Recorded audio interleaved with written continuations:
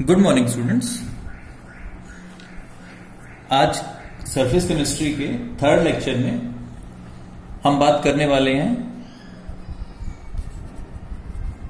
Enzymes के बारे में। Okay, enzymes are basically catalyst. Okay, और you can say these are biocatalyst. Biocatalyst का मतलब क्या है कि ये लिविंग ऑर्गेनिजम्स के अंदर कैटलिस्ट होते हैं।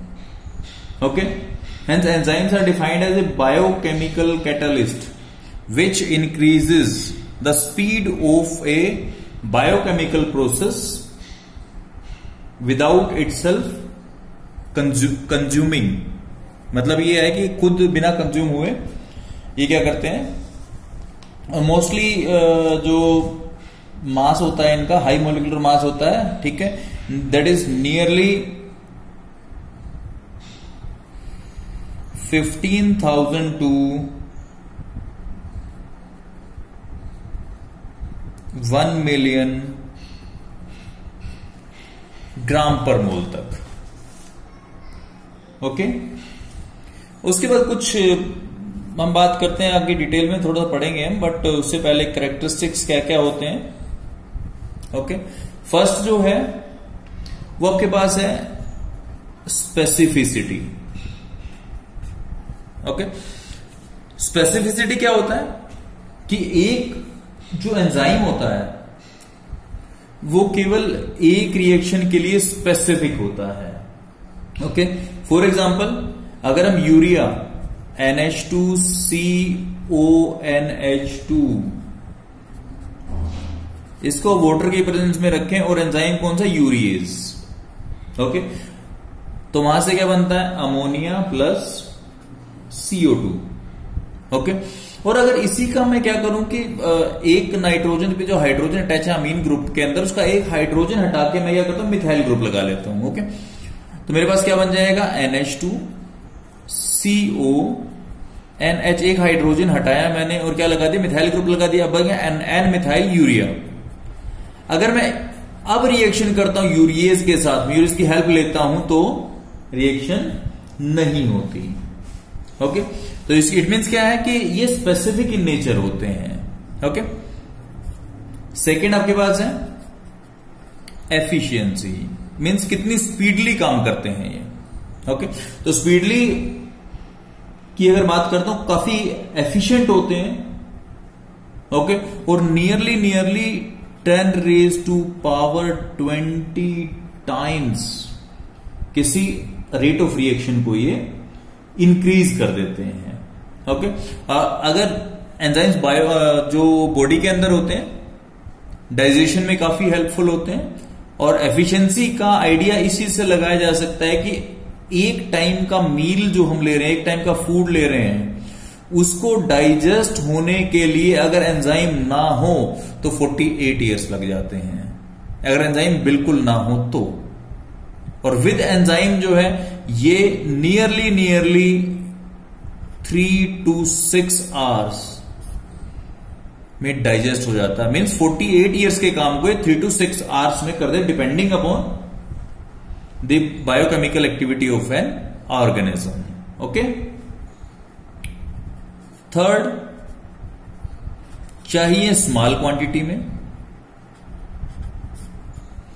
स्मॉल क्वांटिटी का मीनिंग क्या है कि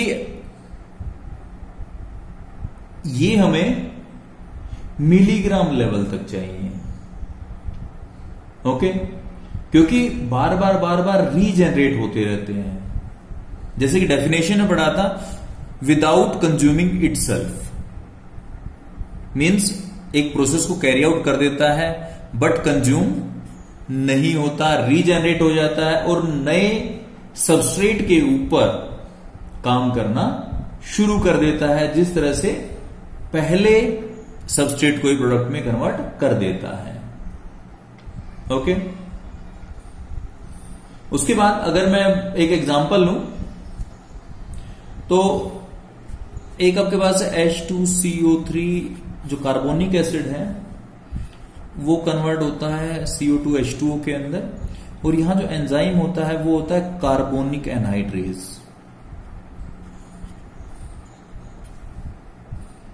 इसकी एफिशिएंसी क्या होती है? कार्बोनिक हाइड्रेज की एफिशिएंसी की बात करें 36 million molecules of carbonic acid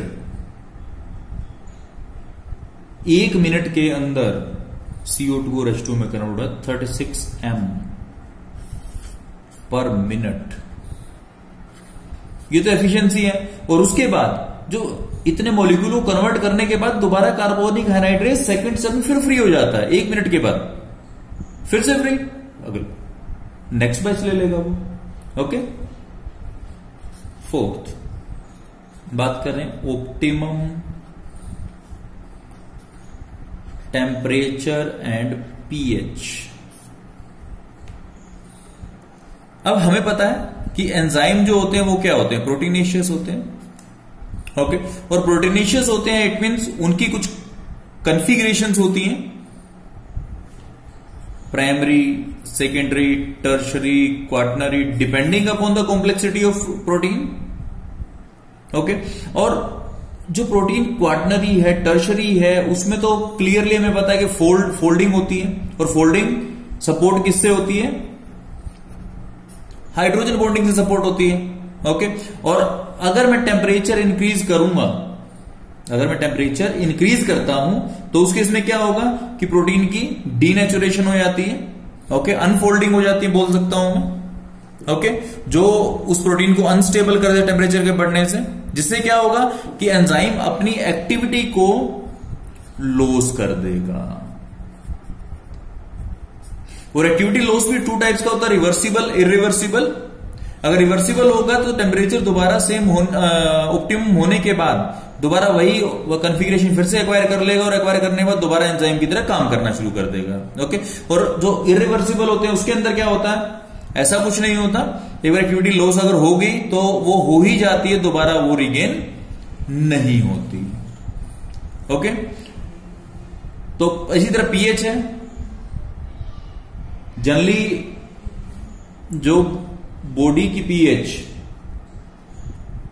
7.4 और human body temperature 37 degree Celsius, ये ऑप्टिमम है आपके पास। अगर इससे ऊपर या नीचे जाएगा, ठीक है, तो उससे क्या होगा? एंजाइम की एक्टिविटी कम हो जाती है। ओके, फिफ्थ मेरे पास है एंजाइम एक्टिवेटर्स। इन्हीं को हम कोएंजाइम भी बोलते हैं। ओके, मीन्स क्या होता है कि कुछ जो एंजाइम, पर्टिकुलर एंजाइम है, ये एंजाइम है आपके पास, इसके साथ में कुछ छोटे फैक्टर्स होते हैं। ओके, फैक्टर्स का सब्सटेंसेस कह सकता हूं, ठीक है। ये एंजाइम की अपनी एक्टिविटी तो होगी, लेकिन अगर साथ में ये भी अटैच होगा, जो सब्सटेंस अटैच होगा, जिसको एंजाइम एक्टिवेटर बोल रहा हूं मैं, ओके, अगर ये भी होगा तो ये इसकी एफिशिएंसी को काफी बढ़ा देगा। ओके, तो एंजाइम एक्टिवेटर अगर प्रेजेंट है तो एंजाइम की एफिशिएंसी अच्छी हो जाती है, ज्यादा हो जाती है। ओके, एक्टिविटी काफी बढ़ जाती है। नहीं होगा तो फिर नॉर्मल एफिशिएंसी रहती है। 6 है मेरे पास इनहिबिटर्स। इनहिबिटर्स को पॉइजन भी कह देता हूं। ओके, बेसिकली एंजाइम एक्टिवेटर जो होते हैं वो प्रोमोटर होते हैं, और ये इनहिबिटर पॉइजन होते हैं। ओके, पॉइजन क्या करते हैं? एंजाइम की एक्टिविटी को स्लो डाउन करते हैं। ओके, तो ये आपके पास है characteristics of an enzyme. Okay, इसके बाद हम पढ़ेंगे मैकेनिज्म। इसमें सबसे जो एक्सेप्टेड हाइपोथेसिस है वो है आपके पास लोक एंड की हाइपोथेसिस, जिससे मैं इजीली एंजाइम के एक्शन को क्या कर सकता हूं? सपोर्ट कर सकता हूं। इसके अंदर जैसा कि फर्स्ट स्टेप मैं देख पा रहा हूं, दिस इज एंजाइम, और ये आपके पास क्या है? सबस्ट्रेट है। ओके, तो एंजाइम के ऊपर क्या होता है? एंजाइम के ऊपर कुछ ऐसे स्पेसेस होते हैं जो एक पर्टिकुलर कॉन्फ़िगरेशन या फंक्शनल ग्रुप्स का एक अरेंजमेंट रखते हैं। ओके, और इसी के कॉम्प्लीमेंट्री जो भी सबस्ट्रेट होता है वो क्या करता है, वो इस एक्टिव साइट के ऊपर स्टिक कर जाता है। जैसे फॉर एग्जांपल मैंने ये एक रिप्रेजेंटेटिव डायग्राम बनाया हुआ है। ओके, ये जैसे आपका लॉक है, लॉक की तरह काम कर रहा है, और ये आपकी की की तरह काम कर रही है, बिल्कुल एग्जैक्टली सेम। ये क्या हुआ, ये इससे स्टिक कर जाता है। स्टिक करेगा तो क्या होगा, प्रॉपर पोजिशनिंग हो जाएगी। ओके, और इससे क्या बनेगा आपका enzyme substrate complex. Enzyme substrate complex में जैसा कि आप देख पा रहे हैं, देखिए जो की के पॉइंटर्स थे वो एग्जैक्टली फिट हो जाते हैं उसके अंदर। ओके, तो क्या बन गया, एंजाइम सबस्ट्रेट कॉम्प्लेक्स बन जाता है। इसके बाद क्या होगा, इसके बाद जो एंजाइम है, एंजाइम इस सबस्ट्रेट के अंदर कन्फर्मेशनल चेंज लेके आता है। ओके, और कन्फर्मेशनल चेंज से क्या होता है कि ये सबस्ट्रेट जो रिएक्टेंट है मेरे पास, ये प्रोडक्ट में कन्वर्ट हो जाता है। ओके,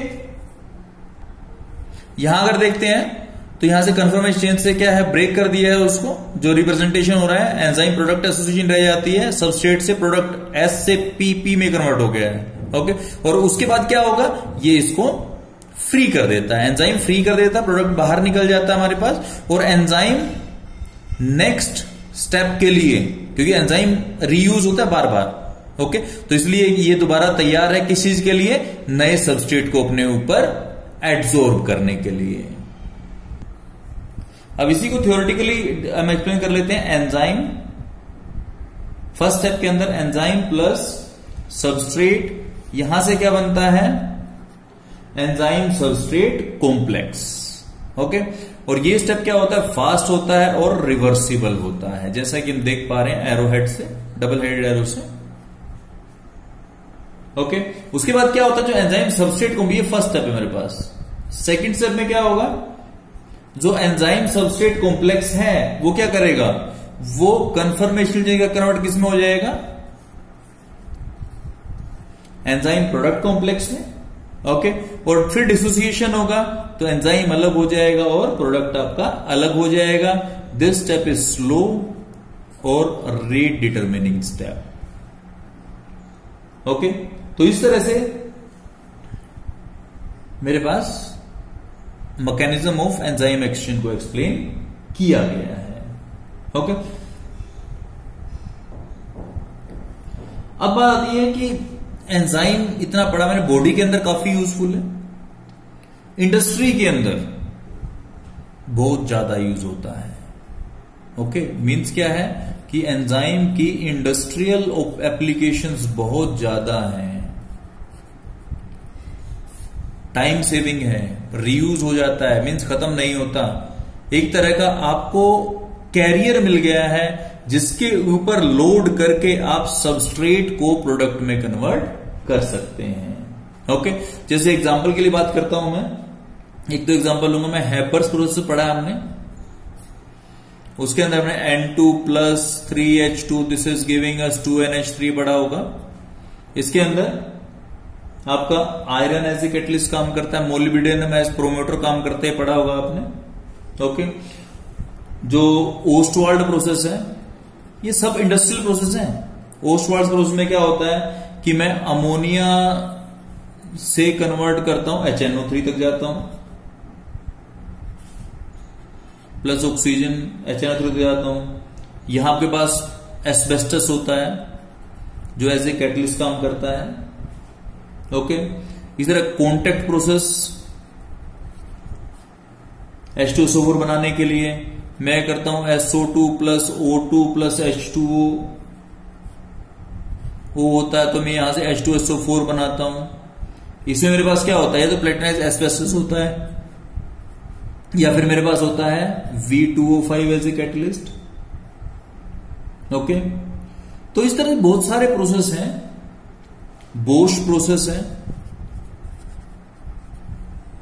इसमें हम क्या करते हैं, वाटर गैस से CO2 और हाइड्रोजन बनाते हैं। ओके, ये भी इसमें जो कैटलिस्ट आपके पास Fe2O3 यूज होता है। इस तरह से आपका हाइड्रोजनेशन पढ़ा है हमने, 10th में पढ़ा है, +1 में पढ़ा है, हाइड्रोजन एल्कीन्स में पढ़ा होगा। उसके अंदर आपने निकल प्लेटिनम यूज किया है हाइड्रोजनेशन के लिए। ओके, इस तरह वेकर प्रोसेस है जिससे आप एस्टैल्डिहाइड बनाते हैं। कहां से? एल्कीन से। CH2 double bond CH2 plus H2O। यहां क्या रखते? PdCl2 एज ए कैटलिस्ट काम होता है, तो CH3 CHO plus PD plus HCl बना लेते हो आप, एल्डिहाइड बन जाता है। कीटोन भी बना सकते हैं इससे, अगर आपके पास अनसिमेट्रिकल या मोर देन 2 कार्बन एल्कीन है तो। ओके, तो इस तरह से क्या कर सकते, ये है आपका इंडस्ट्रियल एप्लीकेशंस। ओके, अब उसके बाद नेक्स्ट टॉपिक जो आता है हमारे पास वो आता है कोलोइडल स्टेट ऑफ मैटर। अगर सरफेस केमिस्ट्री में बात करूं तो most important state of matter. Okay,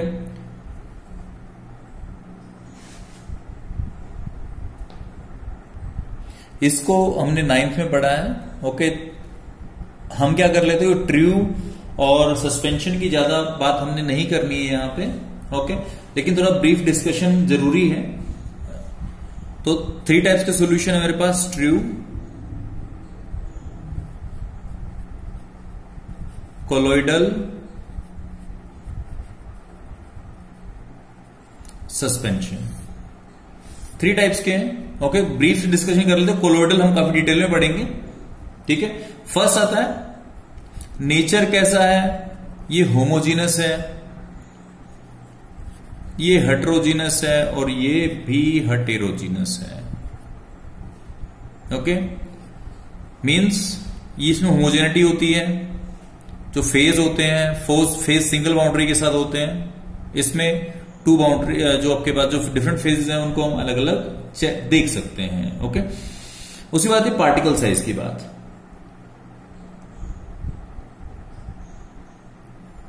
this is less than 1 nanometre या 10 एंगस्ट्रॉम। ओके, मीन्स मैं ये बोल सकता हूं लेस देन 10⁻⁻⁹ मीटर। चीज एक ही है, नैनोमीटर और ये एक ही बात होती है, कोई फर्क नहीं होता। ओके, उसके बाद यहां जो साइज होता है, ये साइज होता है आपके पास 1 नैनोमीटर टू 1000 नैनोमीटर। ओके, यहां बोल सकता हूं कि 10 एंगस्ट्रॉम टू 10,000 एंगस्ट्रॉम। ओके, और यहां जो होता है this is greater than 1000 nanometre या फिर greater than 10,000 angstrom. Okay, third है क्योंकि देखो इसका साइज सबसे छोटा है, उससे बड़ा सबसे बड़ा साइज है इसका पार्टिकल्स का। ओके, तो ये क्या करते हैं, अगर मैं बात करूं कि ट्रू सॉल्यूशन काफी छोटा साइज है तो ये सेमी परमिएबल मेम्ब्रेन से पास हो जाते हैं। ओके, और जो सिंपल फिल्टर पेपर है उससे भी पास हो जाते हैं, पास हो जाते हैं। ओके, ये जो होते हैं फिल्टर पेपर से तो पास हो जाते हैं लेकिन सेमी परमिएबल मेम्ब्रेन से पास नहीं होते, और ये जो है ना तो फिल्टर पेपर से पास होते हैं और ना ही सेमी परमिएबल मेम्ब्रेन से पास होते हैं। ओके, फोर्थ सेटल होते हैं या नहीं होते, सेटलिंग बात करते हैं। ये सेटल नहीं होते, ये भी सेटल नहीं होते, बट इनको अगर रख दें हम तो ये सेटल हो जाते हैं। ओके, फिफ्थ आपका विजिबिलिटी, इसके पार्टिकल्स इनविजिबल हैं, इसके पार्टिकल्स स्कैटरिंग शो करते हैं, वैसे इनविजिबल होते हैं बट स्कैटरिंग अगर करोगे आप उसमें विजिबल हो जाते हैं, इसके पार्टिकल विजिबल होते हैं। ओके, सिक्स्थ बात करता हूं मैं डिफ्यूजिबिलिटी, डिफ्यूजन होता है या नहीं होता, ये बहुत फास्ट डिफ्यूजन शो करते हैं। ओके, ये स्लो डिफ्यूजन शो करते हैं और ये डिफ्यूज ही नहीं होते हैं। ओके, उसे अपीयरेंस जो होती है ये क्लियर होते हैं और ट्रांसपेरेंट होते हैं। ओके, ये ट्रांसल्यूसेंट होते हैं, ठीक है, और ये क्या होते हैं, ओपेक होते हैं। ओके, इनमें आर पार देख सकते हैं, इनमें देख भी सकते हैं और नहीं भी देख सकते। ओके, और यहां जो है यहां तो पॉसिबल ही नहीं है देखना। ओके, तो ये आपके पास क्या है, ट्रू कोलोइडल और सस्पेंशन में डिफरेंस है। इसके बाद हम कोलोइडल पार्टिकल्स को डिटेल में अब पढ़ने वाले हैं। और कोलोइडल भी एक तरह का सॉल्यूशन होता है, जैसे सिंपल सॉल्यूशन होता है। अब जैसे सॉल्यूशन में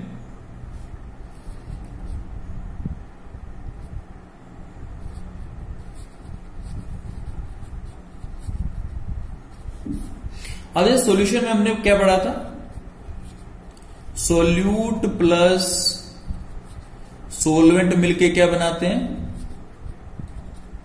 सॉल्यूशन। ओके, तो यहां जो सोल्यूट होगा उसको मैं बोलता हूं डिस्पर्स्ड फेज।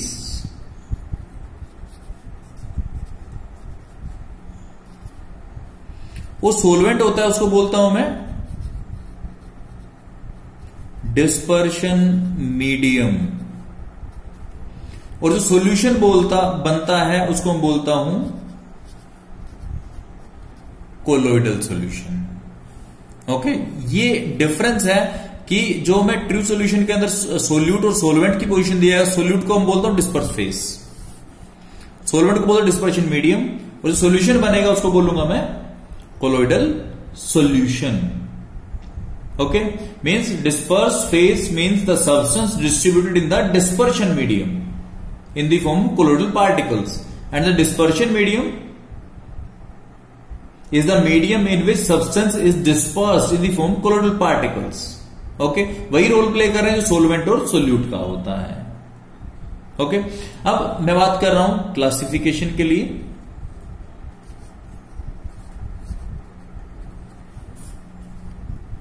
अब अगर डिफरेंट वेज हैं यहां जो है क्लासिफिकेशन के लिए, जो मेन है उनको मैं डिस्कस करूंगा। ओके, तो फर्स्ट जो बेस में ले रहा हूं that is physical state of disperse phase and dispersion medium. कि फिजिकल स्टेट जो डिस्पर्स फेस और डिस्पर्शन मीडियम है उसकी फिजिकल स्टेट क्या है। ओके, वो सॉलिड है, वो लिक्विड है, वो गैस है। ओके, तो उसके बारे में बात करूंगा मैं। तो हमने सॉल्यूशन चैप्टर के अंदर सॉल्यूशन के डिफरेंट टाइप्स पढ़े थे, मैंने सोल्यूट सोलवेंट को अलग अलग करके रखा था।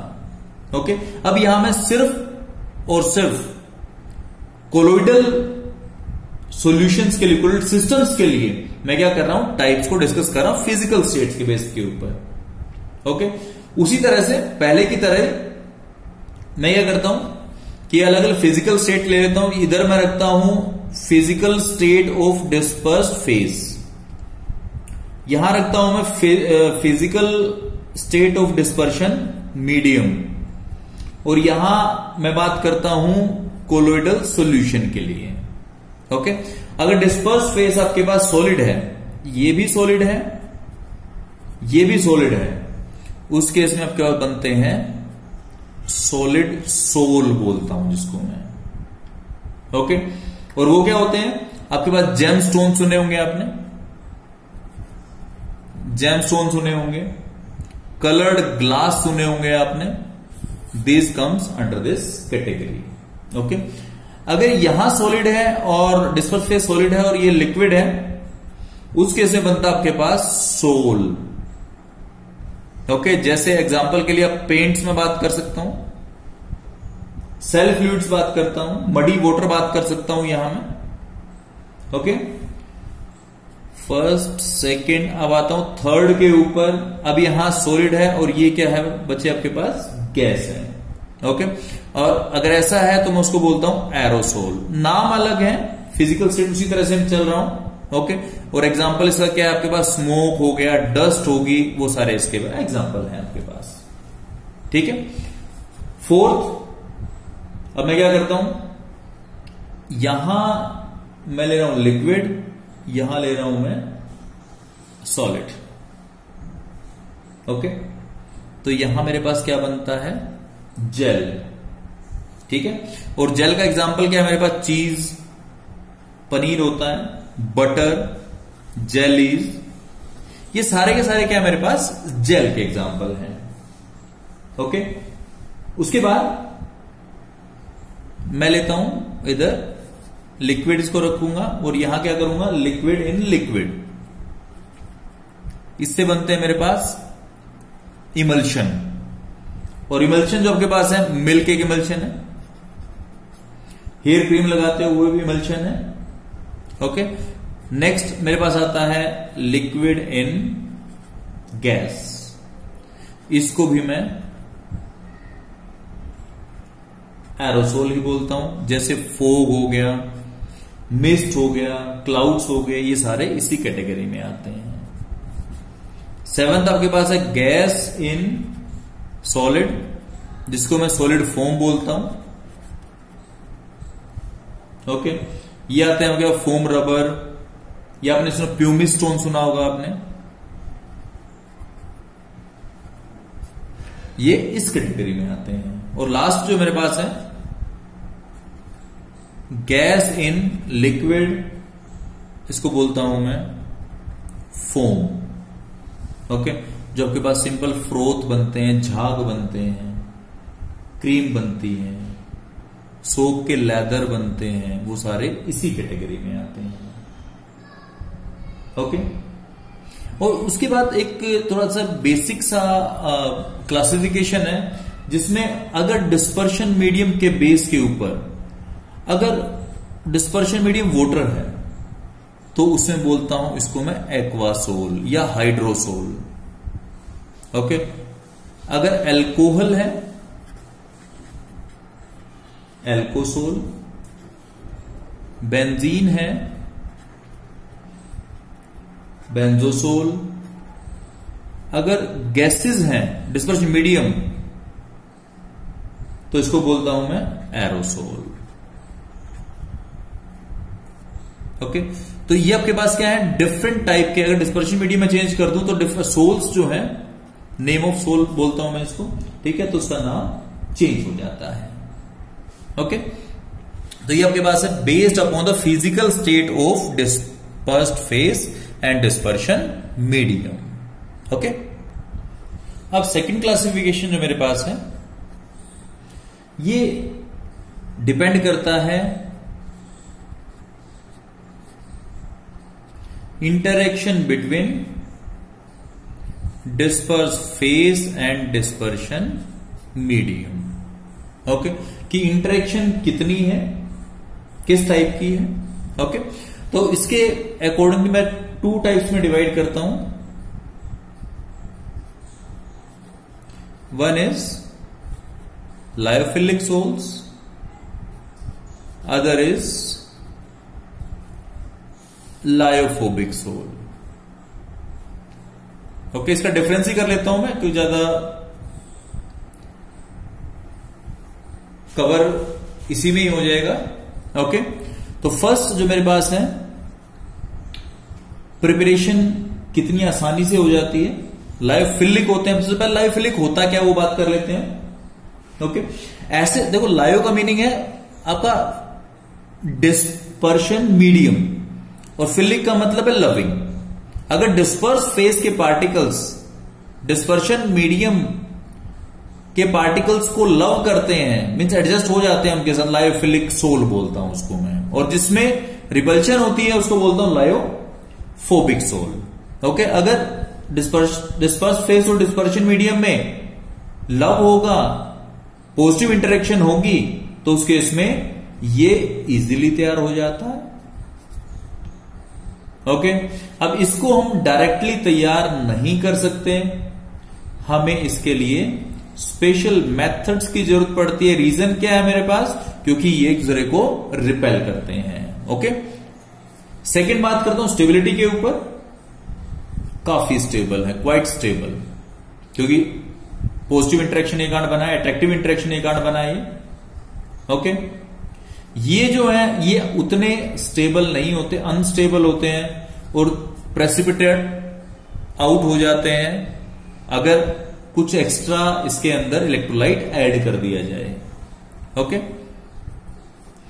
थर्ड बात करता हूं हाइड्रेशन के लिए। दीज आर हाईली हाइड्रेटेड, ये काफी ज्यादा हाइड्रेट होते हैं, इनको हाइड्रेट करना मुश्किल होता है, काफी कम हाइड्रेटेड होते हैं। ओके, फोर्थ रिवर्सिबल और इरिवर्सिबल नेचर के ऊपर, दीज आर रिवर्सिबली फॉर्म्ड। ठीक है, हम इजीली इनसे डिस्पर्स फेस और डिस्पर्शन मीडियम को अलग कर सकते हैं। ओके, और अगर ये एक बार प्रेसिपिटेट हो गया फिर इसको मैं दोबारा कोलोइडल सॉल्यूशन की फॉर्म में आसानी से नहीं ले जा सकता। ओके, उसके बाद नेचर ऑफ सब्सटेंस के बाद ऊपर बात आ जाती है। These salts are usually formed by organic substances like starch, gums, etc. ये वो बनाते हैं। और लायोफोबिक जो होता है वो कौन बनाते हैं? मेनली मेटल और इनके सल्फाइड्स, इनऑर्गेनिक मटेरियल होते हैं मेनली। ओके, उसे विस्कोसिटी की बात करें, इनकी विस्कोसिटी काफी हाई होती है।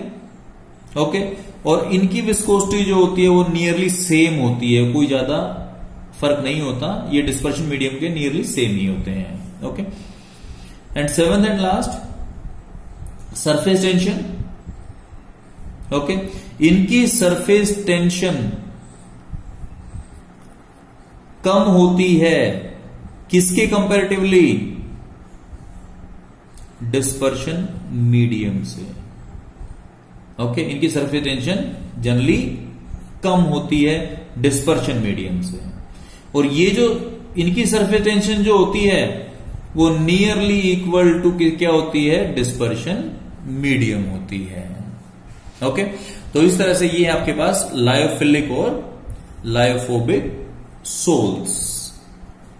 Okay,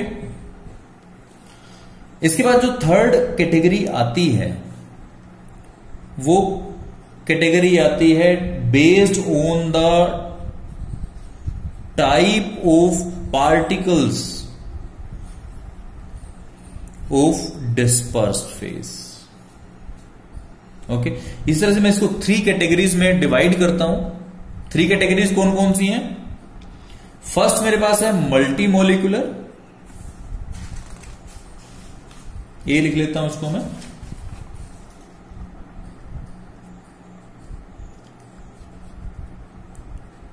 multi molecular colloids. Second मेरे पास कौन सी है? मैक्रोमोलिकुलर। और थर्ड मेरे पास है एसोसिएटेड। ओके, ये 3 टाइप्स के मेरे पास कोलॉइड्स हैं। इनका भी डिफरेंस ही कर लेता हूं मैं, डिफरेंस से काफी कुछ क्लियर हो जाएगा। ओके, तो फर्स्ट मल्टी मोलिकुलर कोलॉइड्स में these are formed by aggregation of a large number of atoms. Okay, multi molecular है, ठीक है, इसमें क्या होता है कि बहुत सारे एटम्स या मॉलिक्यूल, ऐसे बहुत सारे एटम या मॉलिक्यूल जिसका डायमीटर लेस देन 1 नैनोमीटर है। ओके, ऐसे पार्टिकल्स, एटम या मॉलिक्यूल जिसका डायमीटर लेस देन 1 नैनोमीटर है, मीन 1 नैनोमीटर से कम है, ऐसे बहुत सारे पार्टिकल्स इकट्ठे हो जाते हैं।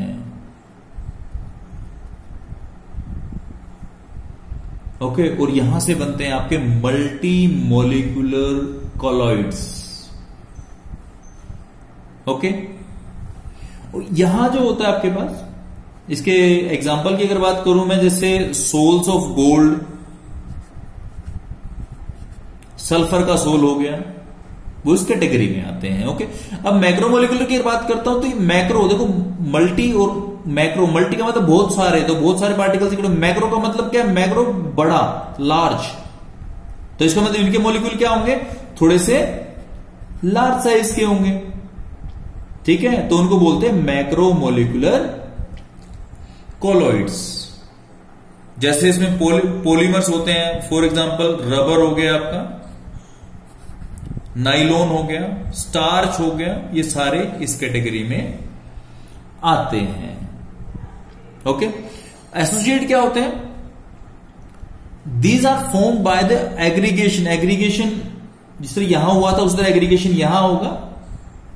ओके, बट यहां जो होगा एक कंसंट्रेटेड सॉल्यूशन में आयंस के एग्रीगेट बनेंगे।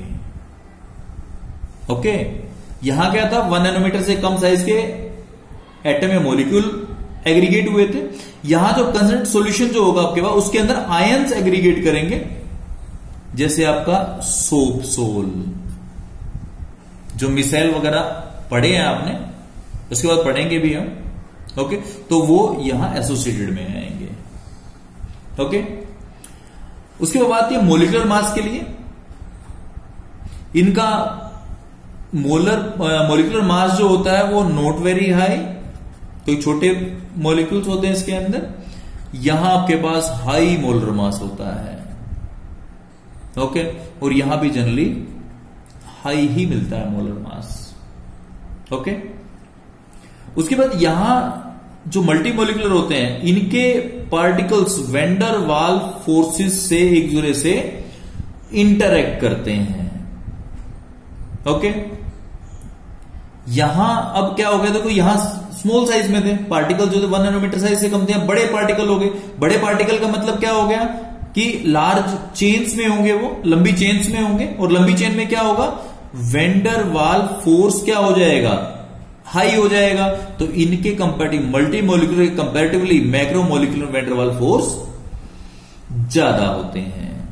ओके, और ये जो एसोसिएट में बात करें तो कंसंट्रेशन डिपेंडेंट होता है भाई, ये तो कंसंट्रेशन ज्यादा होगी, if concentration is high van der Waals forces are high, concentration low van der Waals forces are low. Okay, तो ये आपके पास कौन से हैं, मल्टी मोलिकुलर, मैक्रोमोलिकुलर और एसोसिएटेड कोलॉइड। ओके, अब जो एसोसिएटेड कोलॉइड्स हैं, सोप सोल, जिसकी हम बात कर रहे थे, ओके, इसको थोड़ा सा डिटेल में हम पढ़ेंगे। ठीक है, अब बात आती है इसमें मिसेल, माइसील भी बोलते हैं, मिसेल भी बोलते हैं। Okay, this is a type of associated colloid होता है। ओके, और होता क्या है, this is the substance which when dissolved in a medium at low concentration behave as normal, बिल्कुल नॉर्मली बिहेव करता है, स्ट्रॉन्ग इलेक्ट्रोलाइट की तरह बिहेव करता है। अगर यही कंसंट्रेशन आपके पास हाई हो जाए, ओके, कंसंट्रेशन अगर लो से हाई हो जाए, यहां नॉर्मल बिहेव करता है पहले, अगर लो से कंसंट्रेशन हाई हो जाए तो उस केस में क्या होगा कि ये जो छोटे छोटे पार्टिकल्स थे, ये क्या करते हैं, ये एसोसिएट कर जाते हैं एक पर्टिकुलर पैटर्न के अंदर। ओके, तो और जो प्रॉपर्टीज होती सारी कोलॉइडल में कन्वर्ट हो जाती हैं, and this is called micelle. Okay, जो एग्रीगेट पार्टिकल्स होते हैं उनको क्या बोलते हैं, मिसेल होते हैं, एसोसिएटेड बेसिकली बोल सकता हूं मैं। ओके, और दूसरी बात, माइसील की फॉर्मेशन जो होती है वो एक पर्टिकुलर टेम्परेचर से अबव होती है, उससे पहले वो नहीं होती, that is called craft temperature. TF से TK से रिप्रेजेंट करते हैं इसको। ओके, और इस टेम्परेचर से ऊपर एक पर्टिकुलर कंसंट्रेशन के बाद मेरी माइसिल की फॉर्मेशन स्टार्ट होती है, and that concentration above which micelle formation takes place is called CMC, critical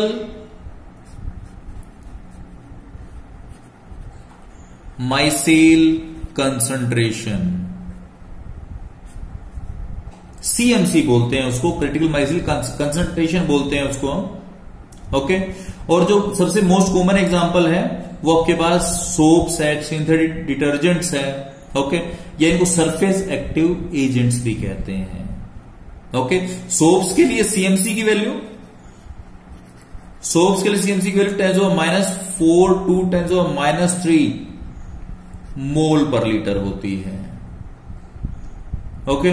और हर एक माइसिल के अंदर, जो माइसिल होती है उसके अंदर एटलीस्ट 100 मॉलिक्यूल्स कम से कम एक दूसरे के साथ कोलैबोरेट करते हैं, ओके। अब मैं बात करता हूं कि माइसिल बनती कैसे है, ओके।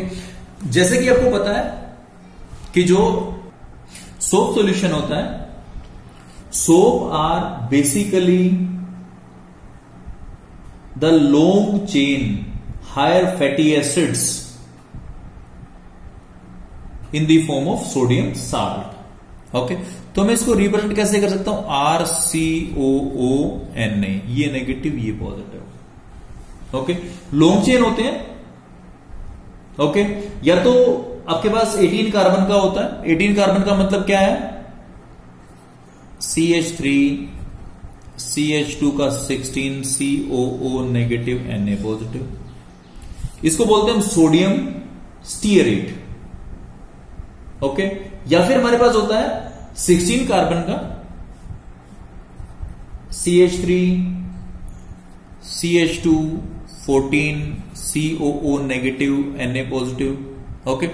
इसको बोलते हैं सोडियम स्टीयरेट, इसको बोलते हैं सोडियम पामीटेट, ओके। तो ये दोनों के दोनों जो है आपके पास सोप्स में मोस्टली मिलते हैं, ओके। हमें पता लाइक डिसॉल्व लाइक। अब देखिए इतनी लंबी चेन है इसके पास, जो कार्बन चेन है 17 कार्बन की चेन है, जो क्या है, हाइड्रोफोबिक है, वाटर रिपेलिंग है। और ये वाला पार्ट, जो ये वाला पार्ट है, ये क्या है, हाइड्रोफिलिक है, वाटर को लव करता है और ये वाटर को रिपेल करता है, ओके। क्योंकि ये चार्ज है, वाटर पोलर होता है, और वाटर पोलर होगा तो इस चार्ज को वो लव करेगा। और ये क्या है, नॉन पोलर पार्ट है, नॉन पोलर पार्ट को क्या करेगा, वो हेट करेगा, ओके। तो इट मीन्स एक ही मॉलिक्यूल के अंदर आपके दो टाइप के पार्ट होते हैं, ओके। फर्स्ट इज जो आपके पास इधर है, this is non polar part and this is polar part. Means non polar hydrocarbon chain जो R की फॉर्म में रिप्रेजेंट कर रहे हैं, ठीक है। ये होती है हाइड्रोफोबिक, वाटर रिपेलिंग, ओके। और ये जो आपके पास है, this is polar COO negative Na positive, इसको हम पोलर हेड भी बोलते हैं, okay. And it is hydrophilic, okay. अब जब हम इस जो आपके पास सोप सॉल्यूशन है, सोप सॉल्यूशन को जब हम वाटर के अंदर ऐड करते हैं, वाटर के अंदर ऐड करने का मतलब क्या है कि ये वाटर हो गया आपका, ठीक है। इसको मैं रिप्रेजेंट जो कर लेता हूं, वो रिप्रेजेंट करता हूं इस तरह से, ये टेल होगी आपके पास, हाइड्रोफोबिक टेल, और इधर जो मैं एक हेड बना लेता हूं, हाइड्रोफिलिक हेड, ये रिप्रेजेंटेशन है, ओके। तो अब मैं बात करता हूं, जब मैंने थोड़ा सा कम कंसंट्रेशन में मैंने सोप डाला इसके अंदर, तो जिसका चार्ज पोलर पार्ट है, पोलर हेड है, वो क्या होगा, वो तो वाटर में सोल्यूबल होगा, क्योंकि like is all like, water भी पोलर है और ये जो हाइड्रोपोलर हेड है ये भी पोलर है। तो स्टार्टिंग में क्या होगा, स्टार्टिंग में कुछ इस तरह से, जब कम कंसंट्रेशन होगी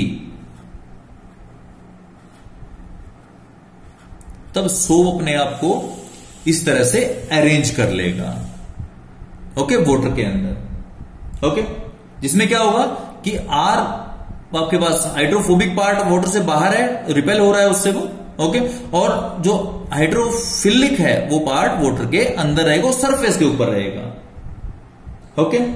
उसके बाद जब मैं कंसंट्रेशन को और बढ़ाता हूं, और बढ़ाने का मतलब क्या है कि सरफेस पूरा कवर हो जाए और सरफेस के ऊपर कोई भी स्पेस इस टेल के बाहर निकलने के लिए ना बचे, ओके, तब क्या होगा, मजबूरन इस सोप के मॉलिक्यूल को वाटर के अंदर जाना पड़ेगा, और अंदर जाना पड़ेगा इट मींस ये जो टेल है, टेल स्टेबल तो नहीं होगी क्योंकि ये तो हाइड्रोफोबिक है, वाटर रिपेलिंग है। तो अब क्या होगा कि इसको अंदर, जब हमारी कंसंट्रेशन सीएमसी या इससे ऊपर पहुंच जाएगी, क्रिटिकल माइसिल कंसंट्रेशन से ऊपर पहुंच जाएगी, तो इनमें से कुछ पार्टिकल्स को अंदर आना पड़ेगा, ओके। अंदर आना क्यों पड़ेगा, कि ये सरफेस के ऊपर ड्राई रहेगा वो, और अगर मिक्स करूंगा तो उसको अंदर आना पड़ेगा, क्योंकि सरफेस के ऊपर अब और जगह नहीं है और जो पार्टिकल्स हैं वो सरफेस के ऊपर एडजस्ट नहीं हो रहे हैं, ओके। अब अंदर अपने आप को स्टेबल कैसे करें, ओके, मींस ये जो हाइड्रोफोबिक टेल्स हैं, क्योंकि देखो ये तो वाटर में डिसॉल्व हो जाएगा, ओके। अब मैं थोड़ा सा इससे बड़ा कंटेनर ले लेता हूं ताकि मैं माइसिल को दिखा पाऊं। ये होगा मेरे पास, सरफेस के भी पार्टिकल्स तो होंगे ही होंगे, थोड़ा सा मैं कम दिखा लेता हूं क्योंकि एक रिप्रेजेंटेशन ही होगी। अब क्या होगा कि जब अंदर पार्टिकल्स आएंगे, अंदर पार्टिकल का मतलब क्या होगा, ये अपने आप को एक स्पेसिफिक स्फेरिकल फॉर्म में अरेंज करेंगे कुछ इस तरह से। ये स्फेरिकल है, सर्कल नहीं है, ओके। और इसके बाद क्या होगा, देखो पोलर पार्ट है तो बाहर की तरफ रहेगा, एक फुटबॉल की तरह बन जाएगा जिसमें पोलर पार्ट बाहर की तरफ है, ओके। और ये पोलर पार्ट तो डिसॉल्व किसमें, वाटर, इस वाटर में डिसॉल्व हो जाता है, लेकिन जो नॉन पोलर पार्ट है वो क्या होगा, अंदर। मींस अभी टेल्स जो है एक दूसरे को स्टेबल कर रहे हैं, एक दूसरे को अपने अंदर डिसॉल्व कर रही हैं, ओके।